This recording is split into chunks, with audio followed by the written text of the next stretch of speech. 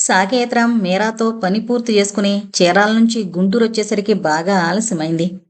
తలుపు కొట్టిన చప్పుడుకి అప్పుడే నిద్రలేచిన సుశీల తలుపు తీసి, వచ్చారు, ఇంకా రాలేదేమో అనుకుంటున్నా, వెళ్ళిన పనయిందా అని అడిగింది. నేను అనుకున్న దానికన్నా ఎక్కువ సమాచారమే దొరికింది.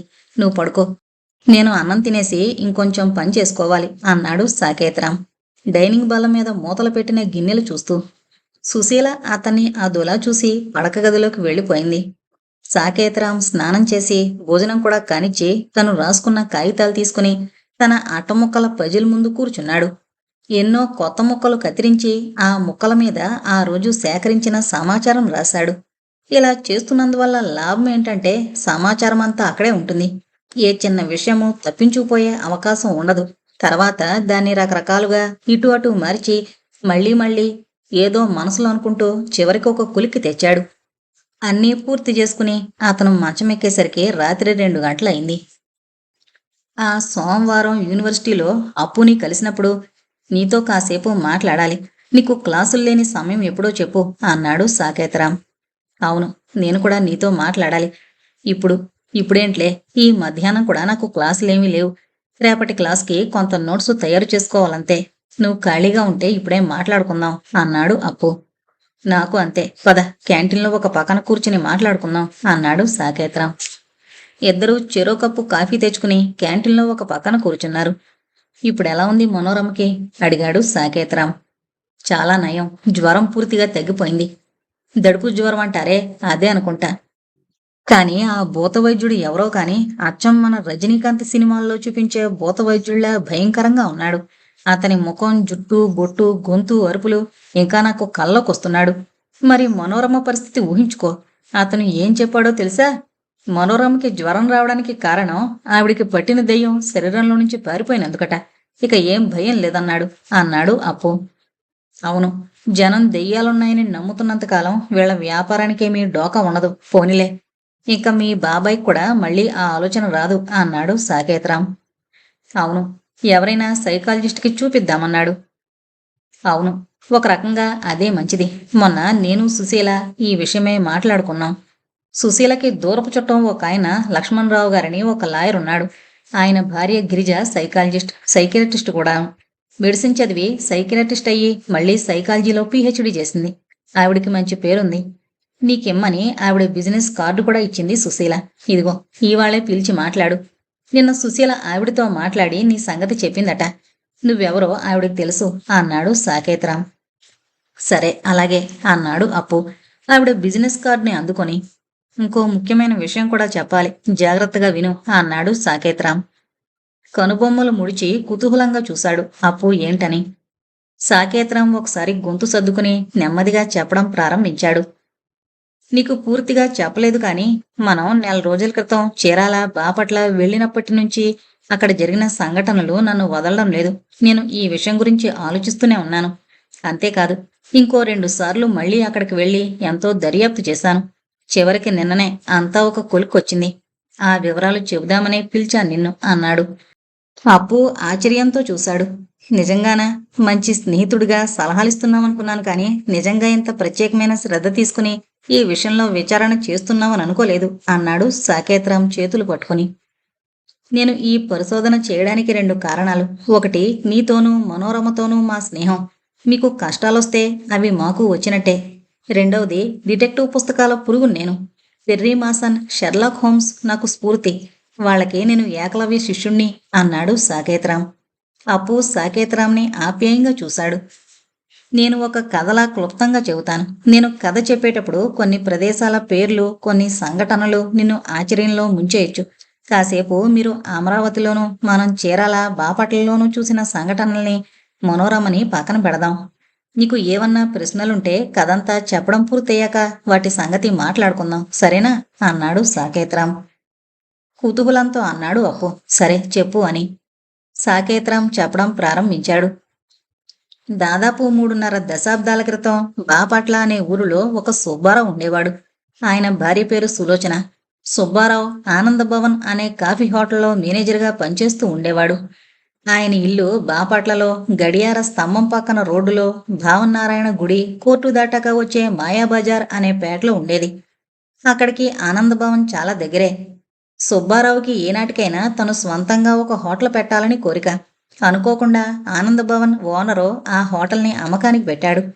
సుబ్బారావు తన దగ్గరున్న పైకం, బంగారం అన్నీ ఖర్చుపెట్టి ఆ కాఫీ హోటల్ని కొన్నాడు. తన అమ్మగారి పేరున ఆ హోటల్కి అన్నపూర్ణ భవన్ అని పేరు మార్చి హోటల్ని బాగా వృద్ధిలోకి తెచ్చాడు. ఒకప్పుడు బాపట్లలో అది చాలా ప్రసిద్ధి చెందిన కాఫీ హోటల్. సుబ్బారావుకి 3 పిల్లలు. ఒక కొడుకు నరసింహారావు, 2 కూతుళ్ళు మంగళ, సంధ్య. అందరిలోకి కూతురు సంధ్య అంటే సుబ్బారావుకి ప్రాణం. రోజూ హోటల్కి తీసుకువెళ్లి టిఫిన్ పెట్టించి తనే స్కూల్లో దింపొస్తుండేవాడు. నరసింహారావుని అందరూ నరసింహ అని పిలిచేవాళ్ళు. సుబ్బారావు సులోచన పోయాక అతనే హోటల్ని దగ్గరుండి చూసుకుంటూ లాభసాటిగా చేశాడు. నరసింహం భార్య పేరు దమయంతి. బాగా నెమ్మదస్తురాలైన భార్య దమయంతి. నరసింహం తన చెల్లెలు మంగళకి మంచి సంబంధం చూసి పెళ్లి చేశాడు. మంగళ భర్తతో బెంగళూరులో కాపురానికి వెళ్ళిపోయింది. కాలేజీలో చదువుకుంటానన్న సంధ్యని చీరాల కాలేజీలో చేర్పించాడు నరసింహం. చెప్పడం ఆపాడు సాకేతరాం. ఎంతో ఆసక్తితో వింటున్నాడు అప్పు. సాకేతరాం లేచి వెళ్ళి ఇంకో 2 కాఫీలు తీసుకొచ్చి ఒక కప్పు అప్పు ముందుకు నెట్టాడు. 2వ కప్పులో కాఫీ తాగుతూ కథ చెప్పడం కొనసాగించాడు. చీరాలలో చదువుకుంటున్నప్పుడు సంధ్యకి పరిచయం అయ్యాడు ఇంతియాజ్ ఖాన్. ఖాన్ మంచితనం, అనురాగం సంధ్యకి నచ్చాయి. సంధ్య తెలివితేటలు, స్నేహపూర్వకమైన స్వభావం ఆమెని అతనికి చాలా దగ్గరగా తీసుకువెళ్ళాయి. దాంతో వారి స్నేహం ప్రేమగా మారింది. సమయం దొరికినప్పుడల్లా ఇద్దరూ బీచొడ్డున కలిసేవారు. ఇద్దరూ పెళ్లి చేసుకుందామని అనుకున్నారు. కానీ అక్కడే వచ్చింది చిక్కు. సంధ్య వేరే మతం అబ్బాయిని పెళ్లి చేసుకోవడం నరసింహానికి ఇష్టం లేకపోయింది. మనకి వాళ్ళకి కలవదు, మన వాళ్ళని ఇంకెవరినైనా పెళ్లి చేసుకుంటానంటే పెళ్లి చేస్తాను అన్నాడు. ఖాన్ తల్లిదండ్రులు కూడా ఈ పెళ్లి ఒప్పుకోలేదు. మన దేవుడు, పద్ధతులు అన్నీ వేరు. ఆ అమ్మాయి ముస్లింగా మారుతుందా? నిన్ను వాళ్ళు హిందువుగా చూడగలరా? వద్దు, ఇది జరగదు అన్నారు. అయినా సంధ్య, ఖాన్ మనసులు మార్చుకోలేదు. ఇద్దరూ కలిసి ఎవరికీ చెప్పకుండా పెళ్లి చేసుకుందామనుకున్నారు. ఎవరికీ చెప్పకుండా ఇద్దరూ కలిసి అమరావతికి పారిపోయారు. తర్వాత తర్వాత ఏం జరిగింది? ఆత్రంగా అడిగాడు అప్పు. అప్పు చేతిని తన చేతిలోకి తీసుకుని నిమురుతూ సాలోచనగా అన్నాడు సాకేతరాం. అదే తెలియడం లేదు. ఇక్కడ కథలో కొన్ని పేజీలింకా కనిపించలేదు. ఎలా అయిందో తెలీదు కానీ ఏమైందో తెలుసు. ఏమైంది చెప్పు అన్నాడు అప్పు. ఒక్క క్షణం ఆలోచనలో పడ్డాడు సాకేతరాం. చెబుతాను, కానీ ఇప్పుడు కాదు. ఇంకా కొంత పరిశోధన చేయవలసింది. అది పూర్తయితేనే కానీ నాకు సమాధానాలు దొరకవు. నాకే తెలియనివి నీకేమని చెబుతాను అన్నాడు. పోనీ ముగింపు చెప్పేస్తావా అడిగాడు అప్పు తన కుతూహలాన్ని ఆపుకోలేక. అదే సరిగ్గా తెలియడం లేదు. నాకు పూర్తిగా తెలియగానే చెబుతాను. కాకపోతే ప్రస్తుతం నరసింహం, దమయంతి తమ ఒక్కగానొక్క కొడుకు ప్రసాద్ దగ్గరున్నారు. ప్రసాద్ అమెరికాలో ఇంజనీర్.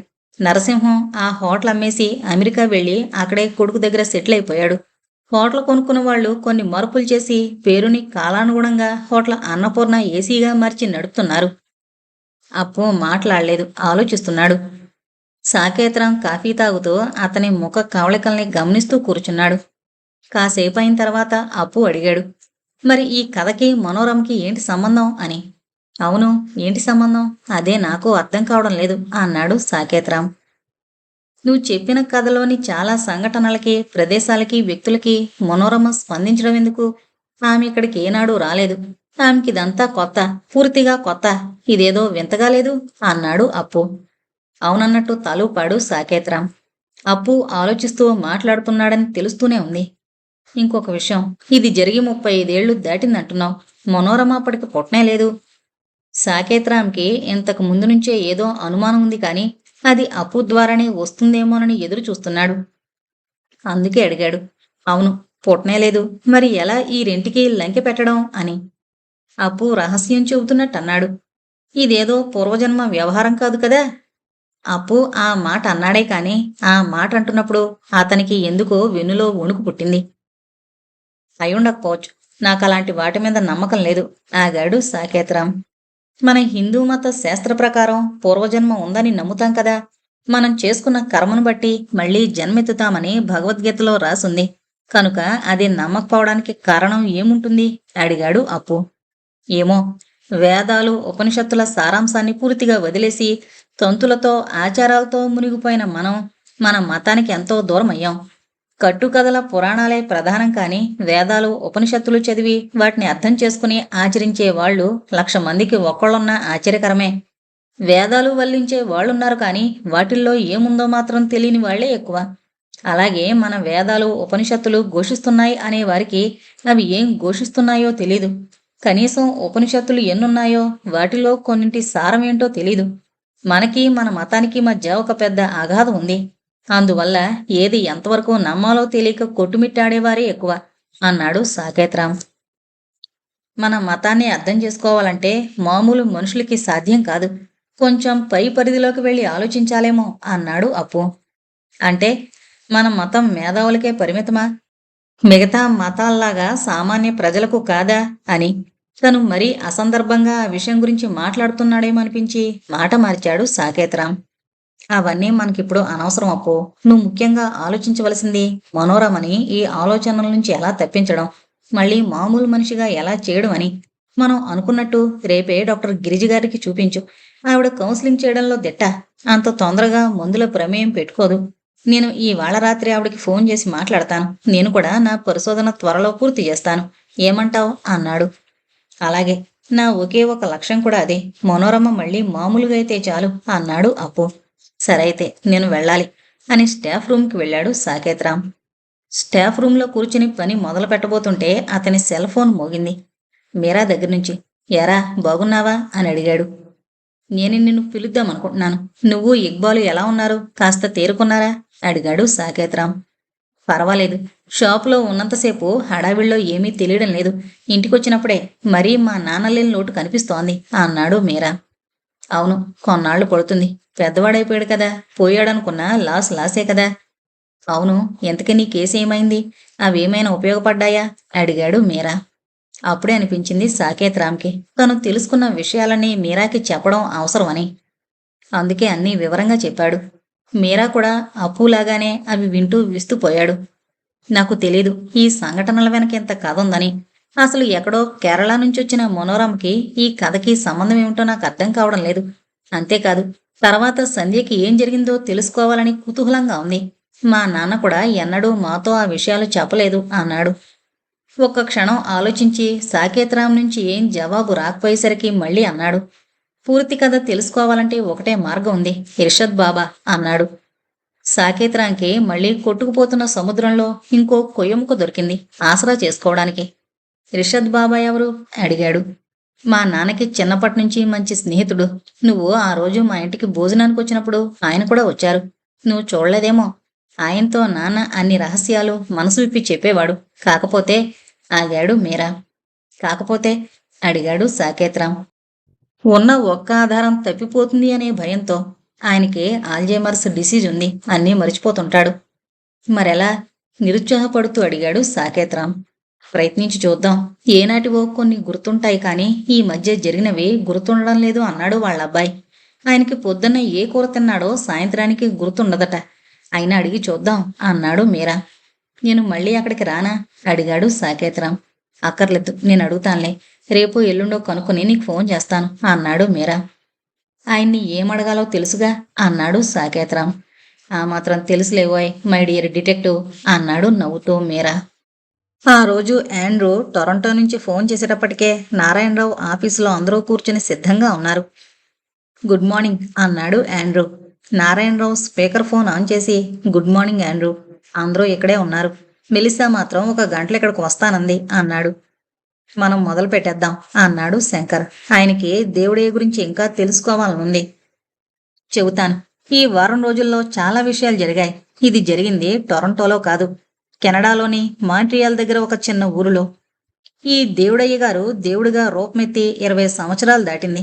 అంతకుముందు ఆయన ఏం చేసేవాడో తెలియదు కానీ అక్కడ ఒక చర్చికి ప్రతి ఆదివారం వస్తూ ఉత్సాహంగా ఎన్నో సేవా కార్యక్రమాల్లో పాల్గొంటూ ఉండేవాడు. అది అసలే చిన్న ఊరు కనుక అక్కడ చర్చి కూడా చిన్నదే. మధ్య మధ్యలో ఎవరికైనా ఆరోగ్యం బాగలేకపోయినప్పుడు సిలువతో తాకి వాళ్ళకి పవిత్రమైన నీరిచ్చేవాడు. వారి తల మీద చేతితో తట్టి అదే పోతుంది, భయం లేదు అనేవాడు. వాళ్ళు కూడా మళ్ళీ ఆదివారం ఆయన్ని కలిసినప్పుడు వారి అనారోగ్యం తగ్గిపోయిందని చెప్పేవారు. అక్కడి చర్చి కూడా అతన్ని ప్రోత్సాహపరిచింది. దానికి కారణం మరేం లేదు.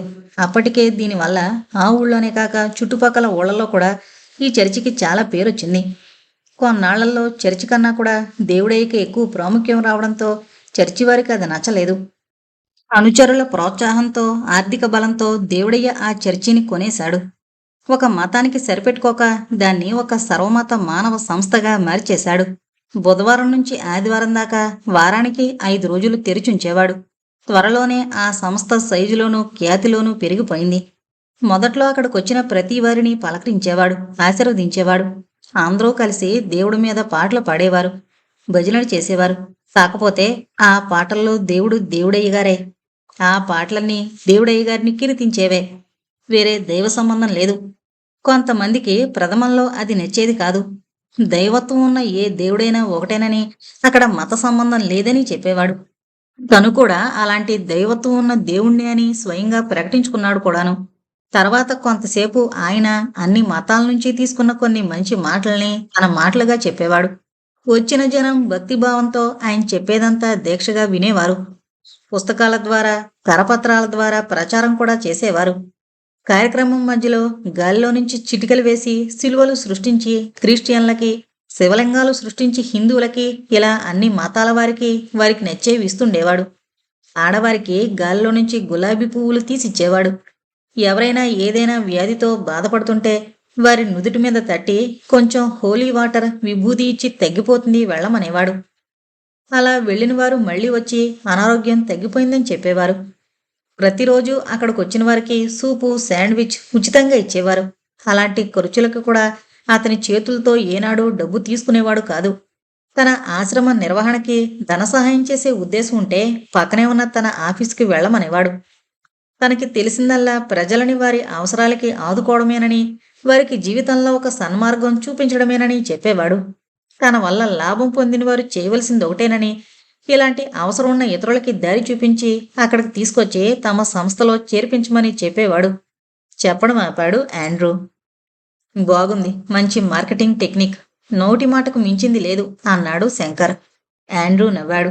అవును, అది మంచి మార్కెటింగ్ టెక్నిక్. అందుకే చాలా కొద్ది నెలల్లోనే అది విశ్వప్రేమకు ఒక పెద్ద కేంద్రమైంది. ప్రతిరోజు దేశంలో నలుమూలల నుంచే కాక ఇతర దేశాల నుంచి కూడా జనం వేలల్లో వచ్చేవారు. ఆయనకి అందర్నీ పలకరించే సమయం కూడా ఉండేది కాదు. అందరూ కూర్చునున్నప్పుడు వారి మధ్యగా నడిచి వెళుతూ ఉండేవాడు. మధ్యలో తనకి నచ్చిన చోట ఆగి ఎవరినైనా పలకరించేవాడు, తీర్థమిచ్చేవాడు, గాల్లో నుంచి వస్తువులు తీసిచ్చేవాడు. అనారోగ్యంతో బాధపడుతూ ఉంటే నుదుటి మీద చేత్తో కొట్టి ఆ అనారోగ్యం తగ్గించేవాడు. ఆండ్రూ ఇంకా చెబుతుంటే అడ్డం వచ్చాడు డేవిడ్. ఆండ్రూ, నేను డేవిడ్ని మాట్లాడుతున్నాను. మీ భావాలు, నమ్మకాలు నాకు తెలుసు. చాలాసార్లు వీటి గురించి మనం మాట్లాడుకున్నాం కూడా. అలాంటి నేపథ్యంలో ఈ విషయంలో మీరేమంటారు అడిగాడు. పెద్దగా పడి పడి నవ్వాడు ఆండ్రూ. ఏమీ అనను. ఎందుకంటే జరిగిన కథని జరిగినట్టుగా చెబుతున్నాను కనుక. ఇక్కడ ఆయన భక్తుల అభిప్రాయమే ముఖ్యం కనుక నా అభిప్రాయంతో పనిలేదు. మనం ఒక దెయ్యాల సినిమా చూస్తుంటే, సారీ, తప్పు ఉదాహరణ. ఒక సినిమాలో మార్స్ నుంచి గ్రహాంతరవాసులొచ్చి మనల్ని చంపేస్తుంటే, విల్ స్మిత్ కానీ బ్రూస్ విల్లిస్ కానీ వాళ్ళని చెతకొట్టేస్తుంటే అది నమ్మకపోయినా భలే కొట్టాడు అనుకుంటూ చూస్తాం. అంతే, ఈ కథ కూడా మీడియాలో చెబుతుంటే అలాగే వింటున్నాను. నా అభిప్రాయం ఏంటో మీకు ముందే తెలుసు కనుక అది ఇప్పుడు అనవసరం అన్నాడు నవ్వుతూనే.